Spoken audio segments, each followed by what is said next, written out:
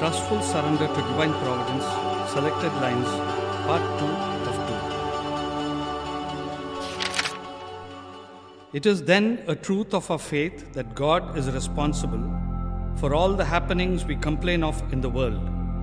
And furthermore, we cannot doubt that all the misfortunes God sends us have a very useful purpose.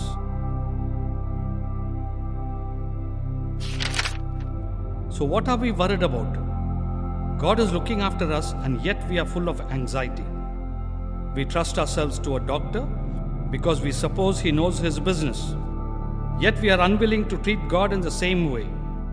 We allow ourselves to be operated by a man who may easily make a mistake which may cost us our life, and protest when God said to work on us. If we could see all he sees, we would unhesitatingly wish all he wishes. We would beg him on bended knees for those afflictions we now ask him to spare us. The things that I so earnestly desire may not be at all the things that will bring me happiness. Nothing can be done without his command, and he cannot ordain anything that is not for my good.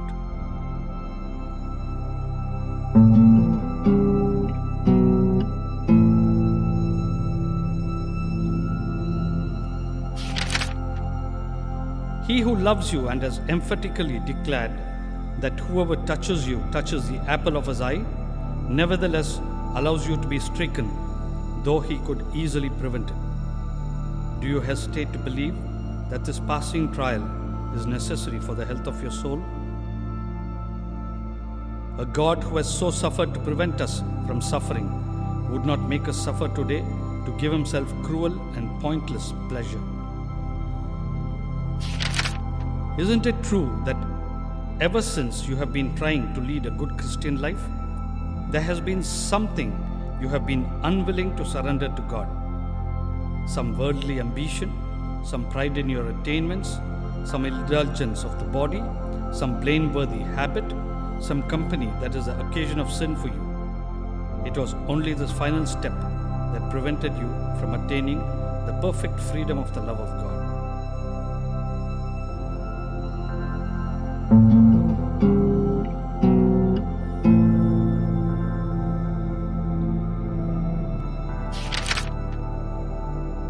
So it was necessary to cut deep into the flesh with skillful hand when you were least expecting it, and remove the ulcer concealed within, or otherwise you would never be well. The misfortune that has befallen you will soon do what all your exercises of piety would never have been able to do. Now you will see clearly and realize to the depths of your being that he has never loved you so much as when he took away all that he gave you for your prosperity.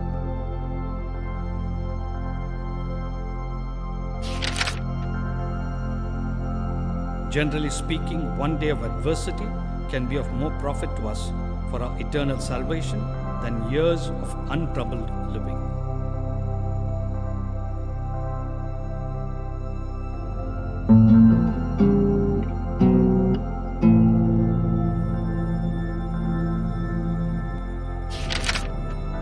Why is it then that so many prayers remain unanswered? The only reason why we obtain so little from God is because we ask for so little and we are not insistent enough. We should make our offerings and vow our pilgrimages to obtain from God the amendment of our lives, the gift of Christian patience, contempt for the things of the world, and detachment from creatures. Then afterwards we could pray for return of health or success in business. Until we have obtained these first graces, anything else may be harmful to us, and in fact usually is so. That is the reason why we are refused.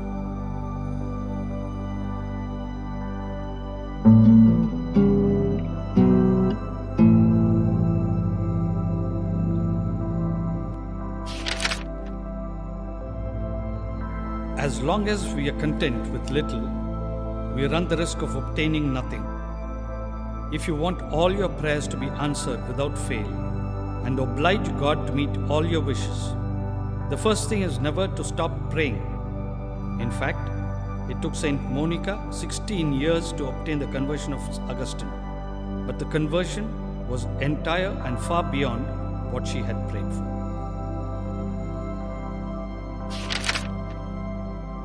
Consider the workings of divine providence and think that the refusal you meet with now is only God's stratagem to increase your fervor.